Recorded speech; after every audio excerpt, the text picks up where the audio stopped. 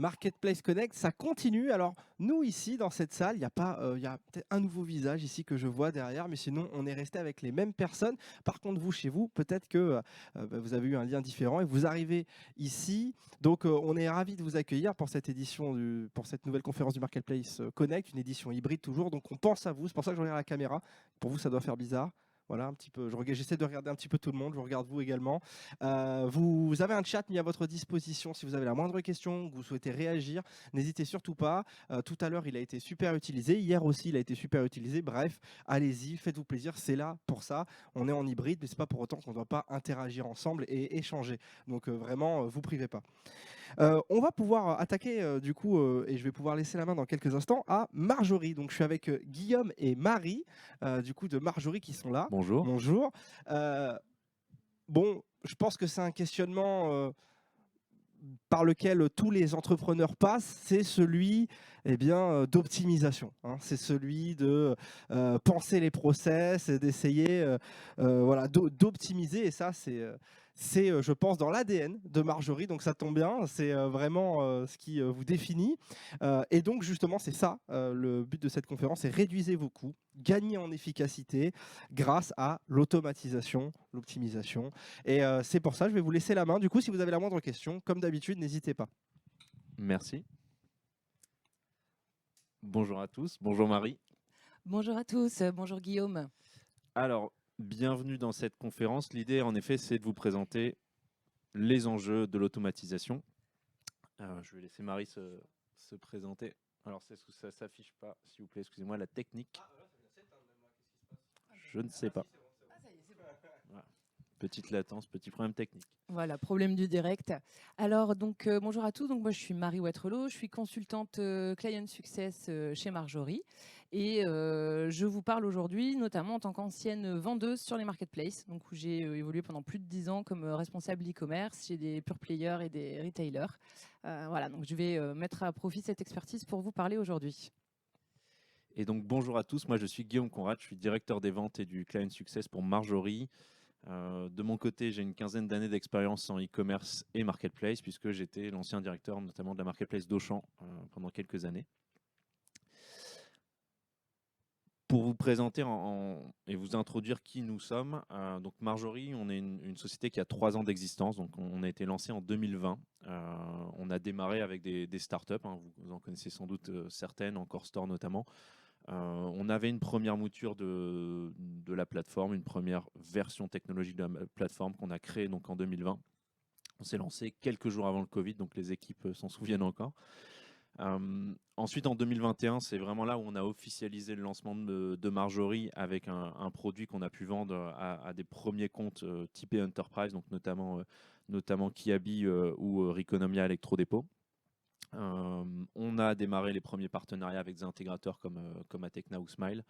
2022, c'est vraiment pour nous une année qui est charnière puisque on a vraiment on a défini le positionnement de Marjorie, on a vraiment accéléré et terminé notre go-to-market. Aujourd'hui, on est une quarantaine de salariés, 42 ou 43, je ne sais plus bien, chez Marjorie, majoritairement des gens techniques. Donc on a un produit qu'on développe nous-mêmes, c'est notre propre technologie qui est développée en interne. On a eu l'opportunité d'éprouver cette technologie auprès de nouveaux comptes, donc notamment Lyreco et Comexpiosium, qui sont des acteurs B2B. Voilà. On a eu aussi, ce qui est important pour nous, hein, on est une société qui est financée par Credendo, qui est une société d'assurance crédit belge, qui nous a renouvelé sa confiance en 2022 et renouvelé notamment son financement. Et là, pour nous, 2023, c'est vraiment une année charnière puisque on va accélérer et notamment se diversifier sur tout ce qui est automatisation. Et donc, on a une nouvelle stack technique qui sort dans quelques jours.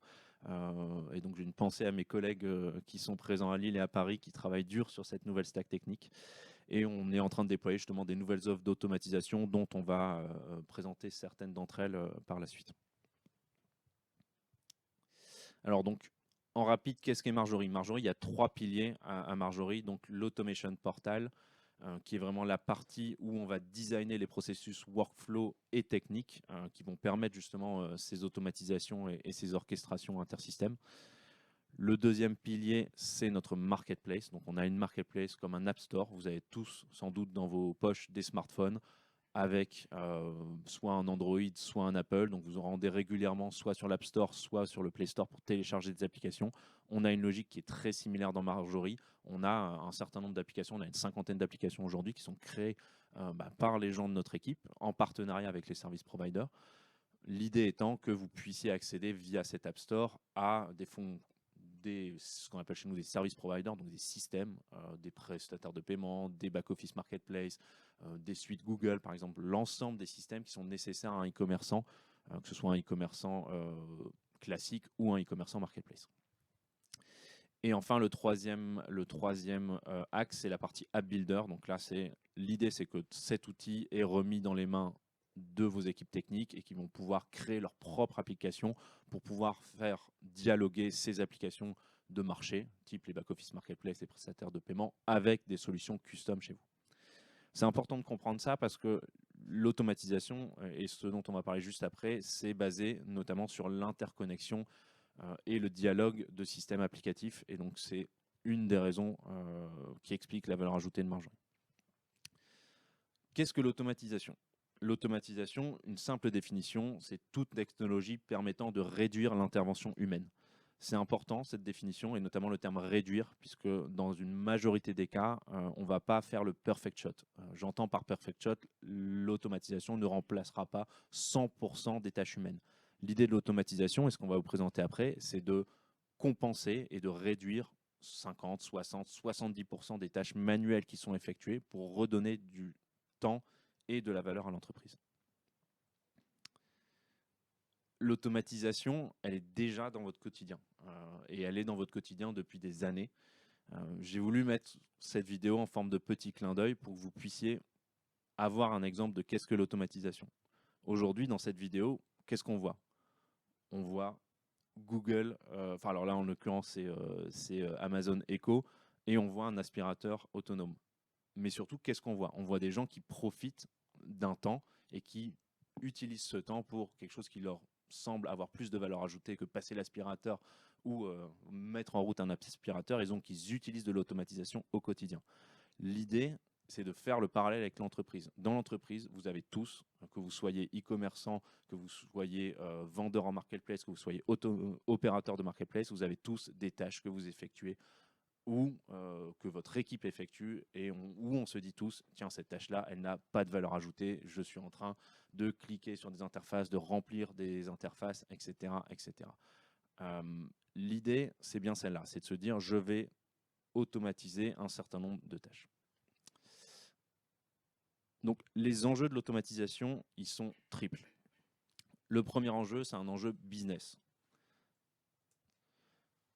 La baisse des coûts, le gain de temps. C'est la première chose qui nous vient en tête.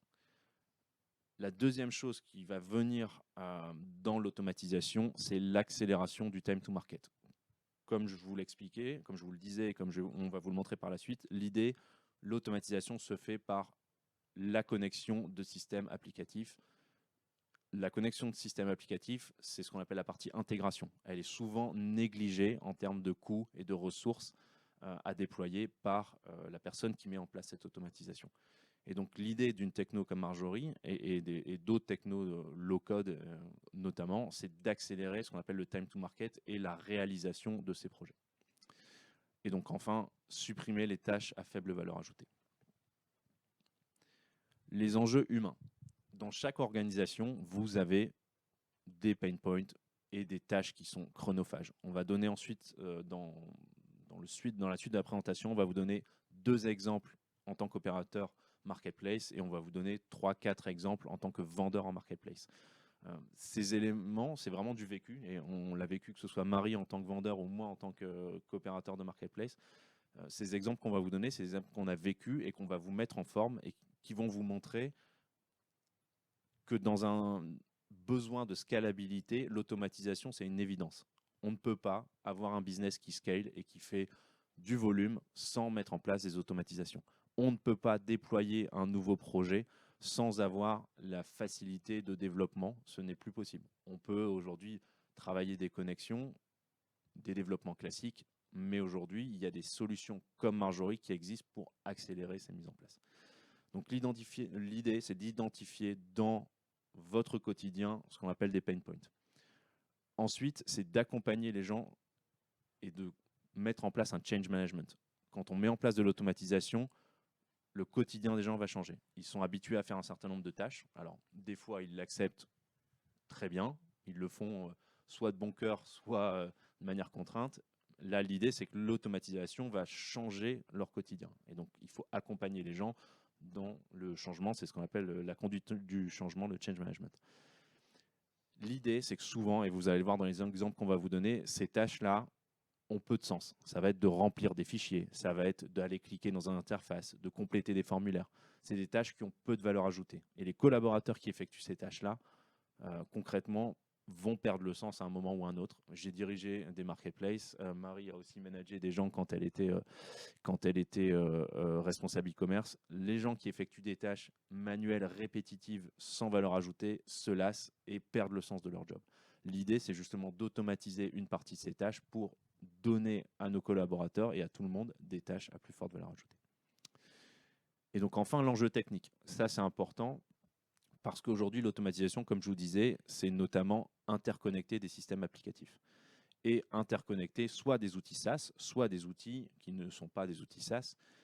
Mais l'idée, c'est vraiment mettre en place des systèmes automatisés entre différents systèmes. S'assurer de la scalabilité. Comme je vous le disais, un projet e-commerce ou marketplace, si vraiment on veut qu'il scale et si vraiment on veut être capable d'atteindre des volumes de commandes élevés, des volumes de produits à mettre en ligne élevés, il va falloir avoir de l'automatisation. Et là, l'idée de mettre en place des automatisations, c'est vraiment assurer la scalabilité du projet. Enfin, superviser, monitorer et réparer. Lorsqu'on met en place des automatisations et lorsqu'on met en place des flux, finalement, tout simplement, entre des applicatifs, il faut être capable de superviser ces flux. On peut connecter le logiciel A avec le logiciel B. Pour X ou Y raison, c'est de l'informatique. À un moment, ça ne fonctionnera pas. Il faut être capable de détecter pourquoi ça n'a pas fonctionné, quels sont les impacts, et il faut être capable de fixer ces erreurs. Et c'est ça aussi un des enjeux finalement techniques liés à l'automatisation.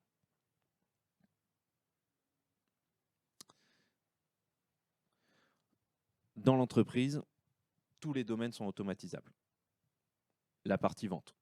On peut signer plus de contrats en automatisant le processus de vente. C'est ce qu'on fait nous chez Marjorie. Et c'est les gens qui sont présents ici en physique, je vous invite à passer à notre stand pour justement tester qu'est-ce que c'est un process automatisé de vente de notre côté. En l'occurrence, vous verrez, ça se passe notamment avec des applications comme HubSpot, où on est capable de créer en automatique et de générer un certain nombre de choses.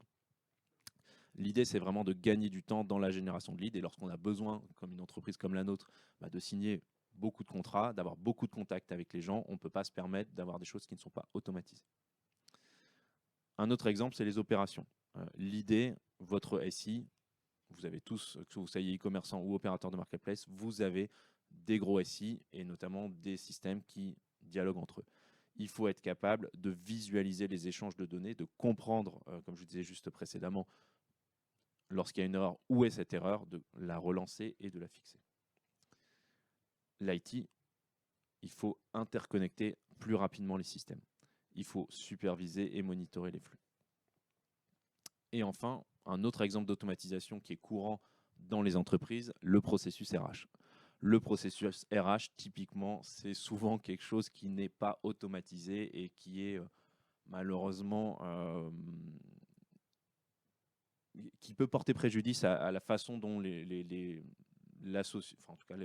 postulants voient votre entreprise. Lorsqu'un processus RH est mal ficelé, lorsque les choses ne sont pas bien calibrées, par exemple un candidat qui n'a pas de réponse, un candidat qui n'a pas de suivi dans son processus d'onboarding, un processus d'onboarding qui n'est pas bien qualifié, tout de suite, d'un point de vue personnel, la personne va se dire tiens, les relations dans cette entreprise et la manière dont j'évolue dans cette entreprise, finalement c'est le début de mon histoire avec cette entreprise, c'est déjà pas très bien engagé. Donc l'idée c'est vraiment d'améliorer le suivi des équipes en automatisant tous ces processus RH, la signature du contrat, les personnes à rencontrer, etc., etc. Le bilan, tout ça, ça peut être suivi et designé d'un point de vue processus et à mener avec de l'automatisation. Cela peut faire quelque chose de très fluide pour les entreprises. Si tu veux bien, Marie, je vais te laisser présenter les enjeux pour un vendeur en marketplace. Donc, comme je vous le disais, l'idée, c'est qu'on va vous présenter quelques cas d'usage d'automatisation pour un vendeur marketplace et quelques cas d'usage d'automatisation pour un opérateur de marketplace. Merci Guillaume. Donc effectivement, en ma qualité d'ancienne vendeuse sur les marketplaces, j'avais déjà en tête que automatiser, ça m'aurait rendu beaucoup de services à l'époque. Je ne connaissais pas encore Marjorie. Et effectivement, sur les avantages clés et les enjeux, on a tous entendu parler des SLA qui sont vraiment clés à garantir pour à la fois la visibilité et le boost du chiffre d'affaires. Donc, les différents exemples qu'on va vous présenter vont vous permettre à la fois de garantir vos SLA, de booster votre productivité. On en revient aux tâches sans valeur ajoutée. Effectivement, on perd vite le sens de ce qu'on fait en étant sur des tâches trop répétitives.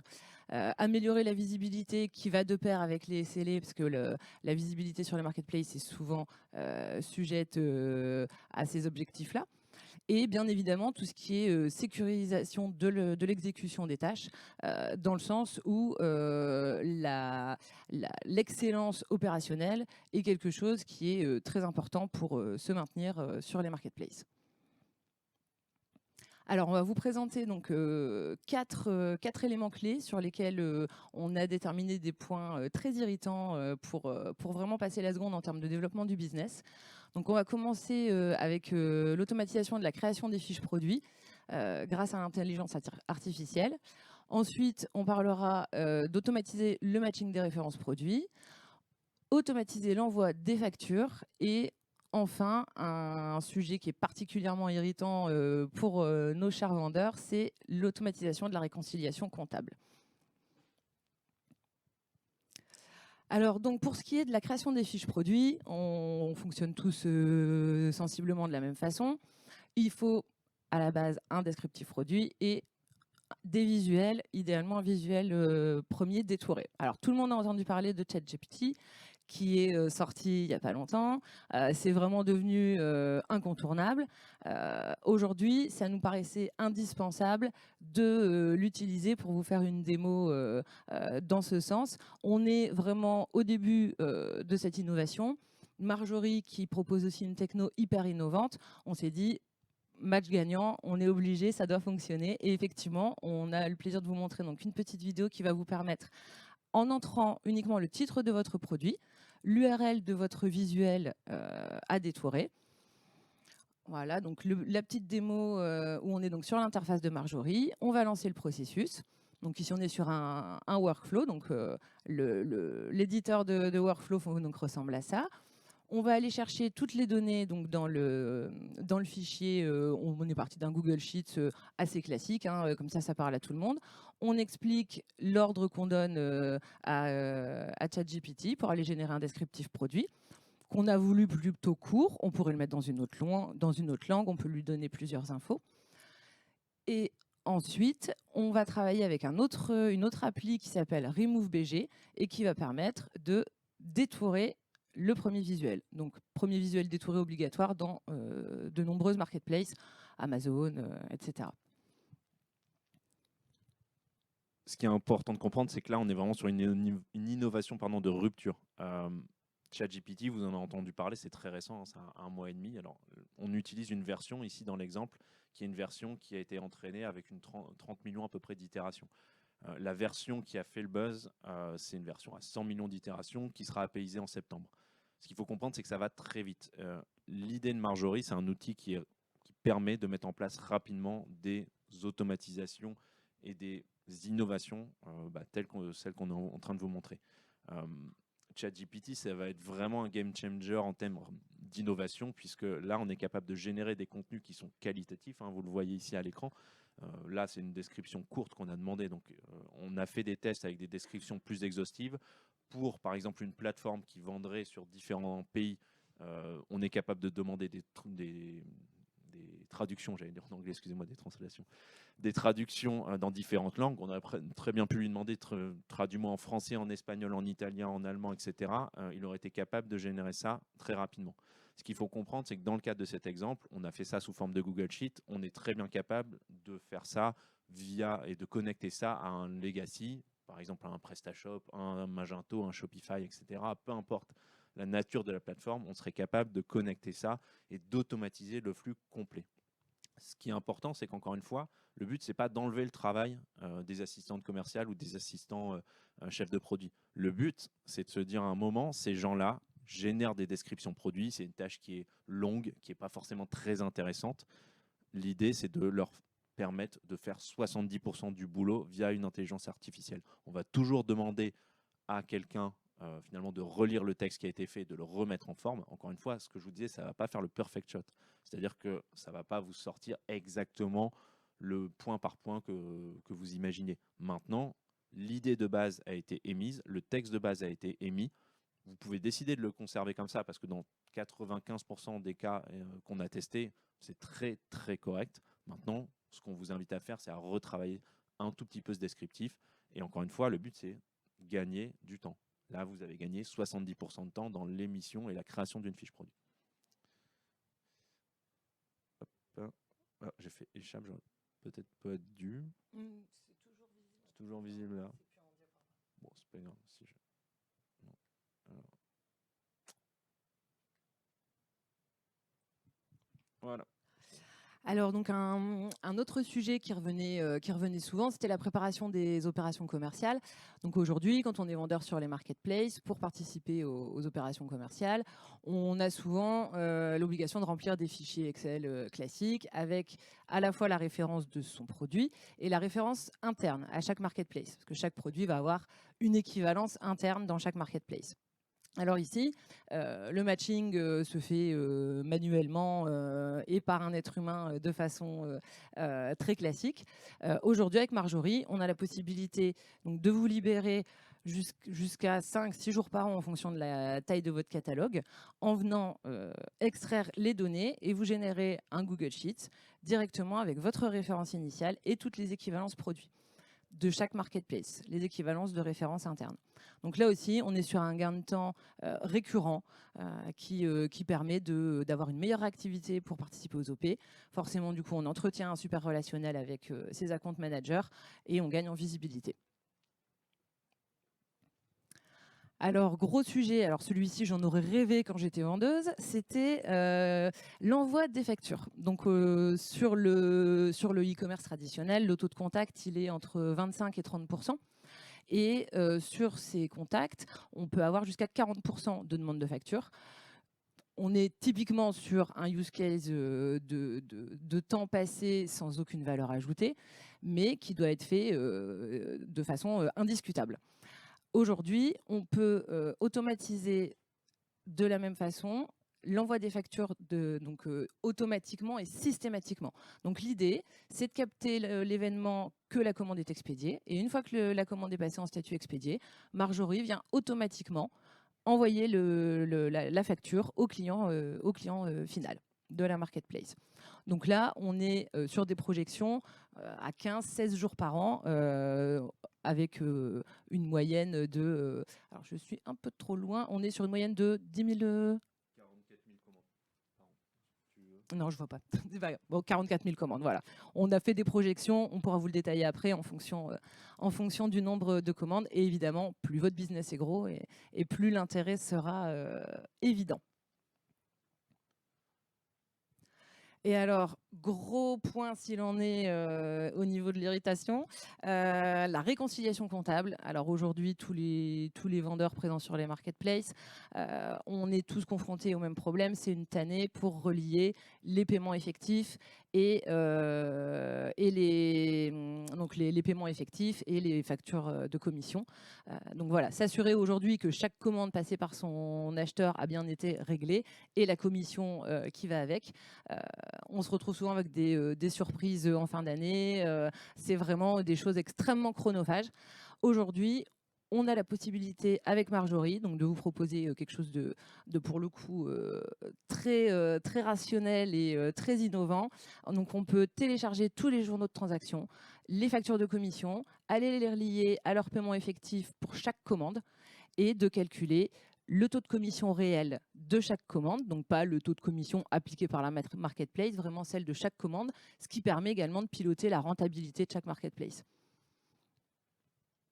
Ce qui est important, c'est comprendre au global pourquoi l'automatisation est importante. En tant que vendeur, si vous regardez les 4 cas qu'on vous a présentés, on est sur une. Alors pour un vendeur, les projections qu'on a faites sont pour un vendeur qui ferait à peu près 3,5 millions sur les marketplaces avec à peu près 40-45 000 commandes par an. Ce qu'il faut comprendre, c'est que la facture totale des opérations manuelles liées à ces 4 automatisations est quasiment de 100 jours.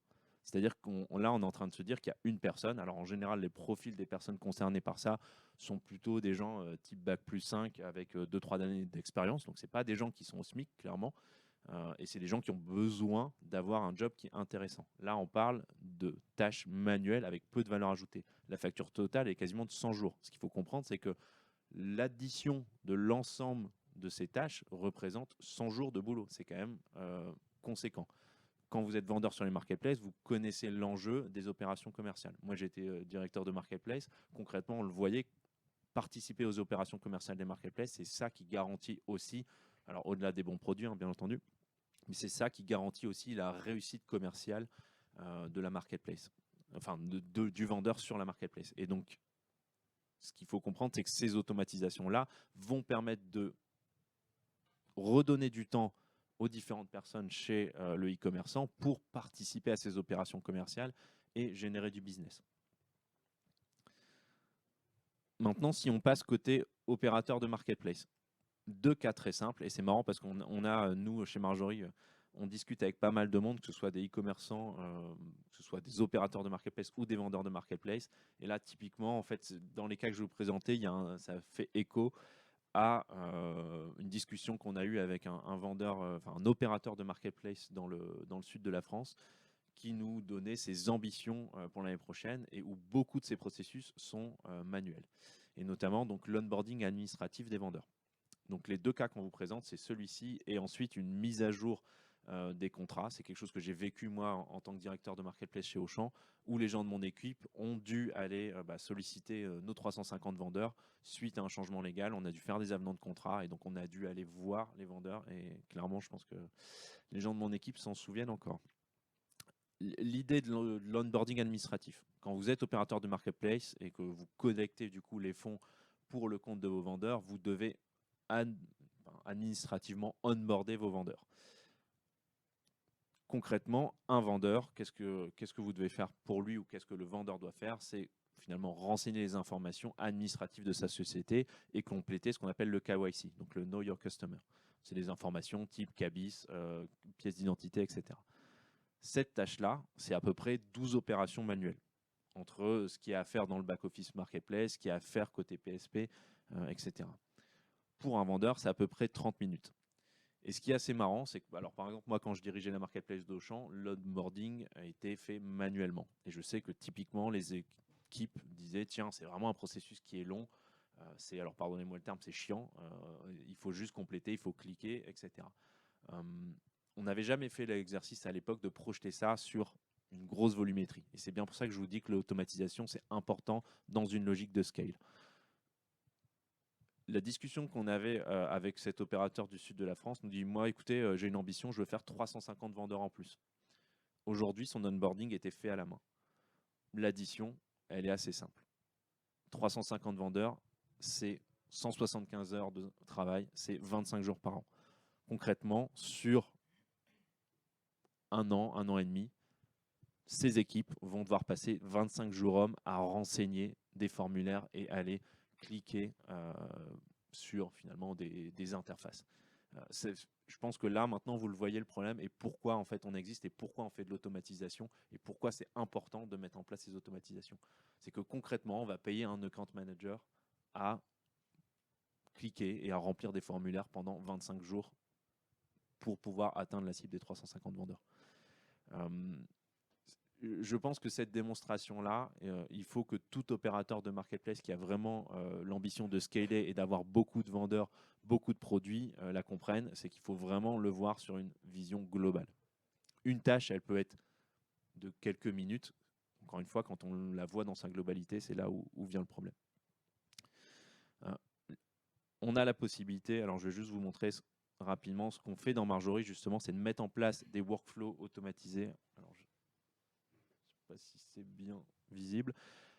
L'idée, c'est de mettre en place un workflow automatisé où on va venir récupérer les informations dans le back-office marketplace et venir populer les informations dans le PSP. Alors là, en l'occurrence, on a pris dans le PSP, mais ce qu'il faut comprendre, c'est que pour les très grosses marketplaces, l'information, elle n'est pas juste dans le back-office et dans le PSP, elle va être potentiellement dans le CRM vente et dans le CRM client.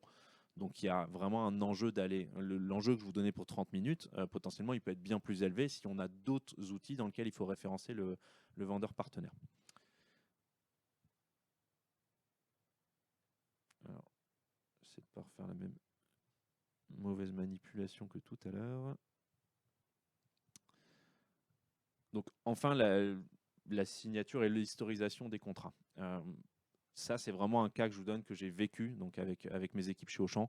On a dû faire des avenants de contrat. Il y avait un changement légal et le monde des marketplaces, notamment, est en pleine régulation. Moi, quand j'ai commencé à bosser dans ce milieu-là en 2010 à la Redoute, il n'y avait aucune régulation. C'était un peu le Far West, les marketplaces. Maintenant, ça a bien changé. Il y a beaucoup plus de régulation.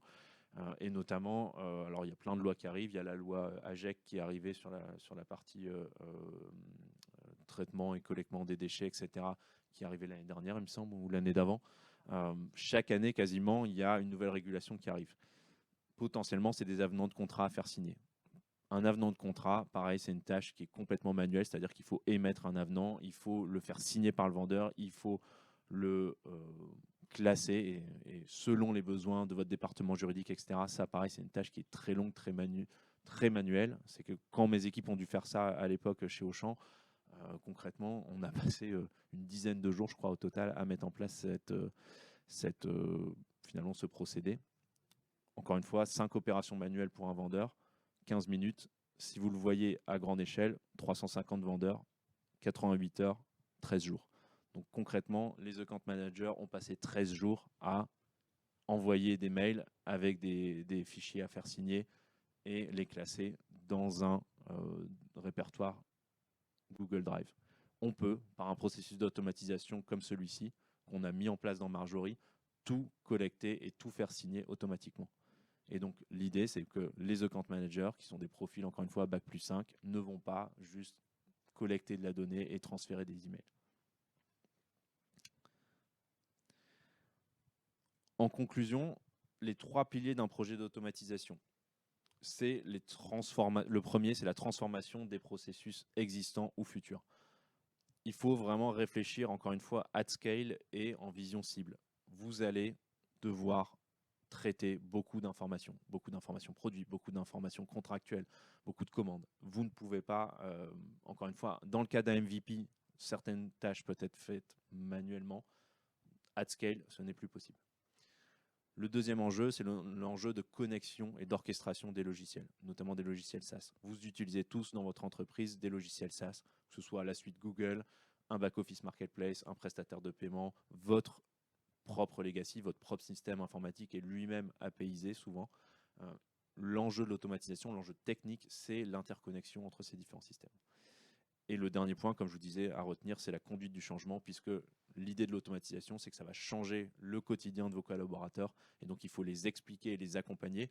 Encore une fois, le but n'est pas de supprimer des collaborateurs, mais de redonner du sens à ces collaborateurs en leur enlevant, clairement en enlevant les tâches qui n'ont pas de valeur ajoutée.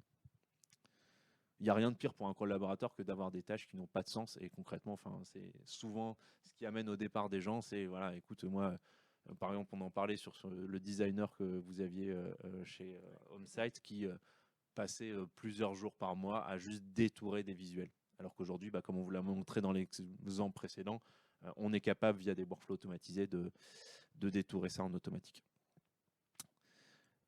ce qu'il faut comprendre, donc ouais, il ne faut pas attendre demain pour automatiser. Concrètement, 2023, ce n'est pas une année qui s'annonce très florissante d'un point de vue économique.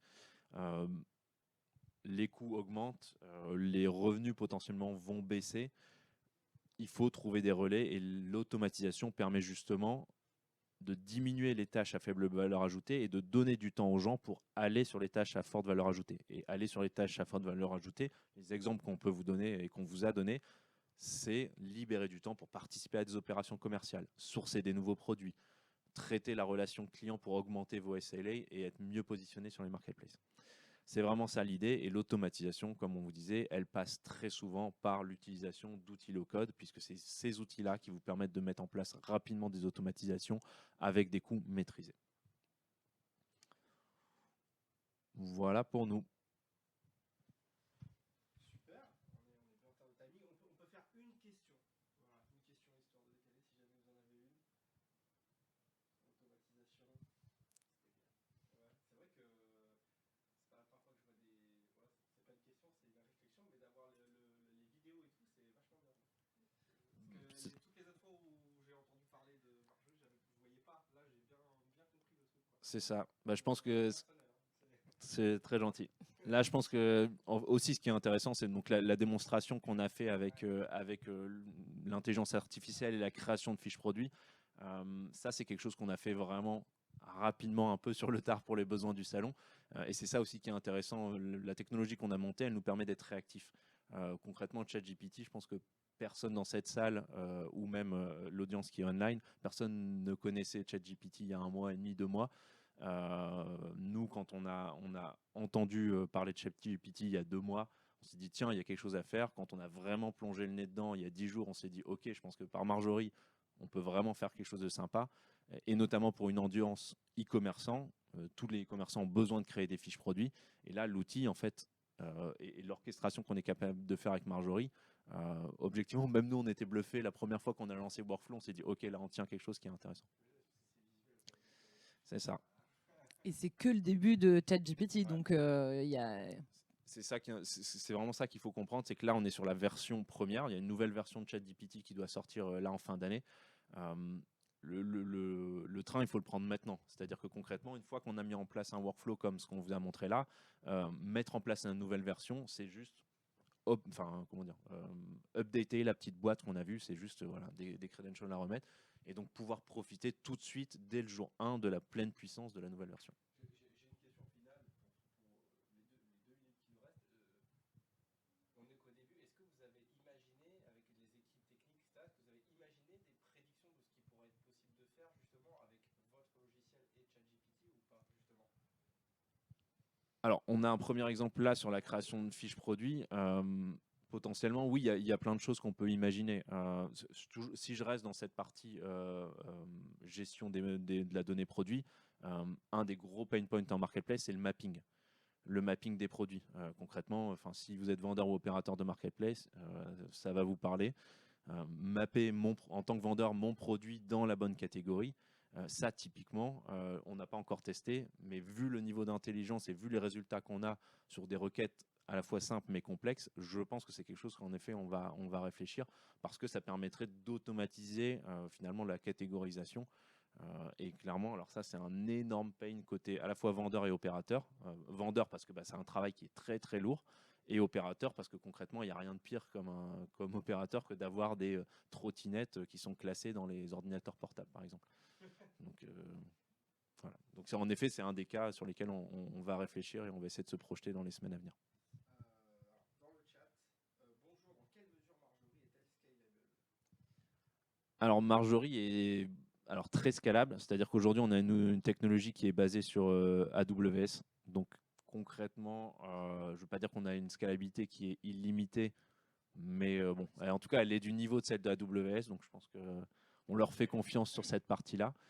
Aujourd'hui, ce qu'il faut comprendre, c'est qu'on a créé, on a démarré par le secteur des marketplaces. Donc, on était la solution pour intégrer plus facilement son projet de marketplace en tant qu'opérateur. Là, maintenant, comme vous le voyez, on a vraiment diversifié et on s'est ouvert, notamment grâce à nos clients qui ont utilisé Marjorie sur d'autres use cases d'automation. Et donc, c'est ça qui est important pour nous. Et Marjorie, c'est un outil qui est fait de base pour traiter des volumes de marketplace. Donc, on a aujourd'hui dans nos clients du Kiabi, du Lyreco. C'est des boîtes qui sont des grosses boîtes qui ont beaucoup de volume. Donc, Marjorie est vraiment prévu pour ça. En termes de scalabilité, on n'a pas de. Aujourd'hui, par exemple, on est capable de publier des centaines de milliers de produits et d'envoyer l'information de manière très rapide. C'est ce qu'on fait d'ailleurs pour Kiabi, notre client. Donc, en termes de scalabilité, j'ai pas. Vraiment pas de doute sur notre capacité à exercer. La plateforme est vraiment prévue pour ça. Eh bien, écoutez, merci. On arrive au terme de cette conférence. Merci beaucoup, Marie. Merci beaucoup, Guillaume de Merci à Marjorie vous. pour Marketplace Connect.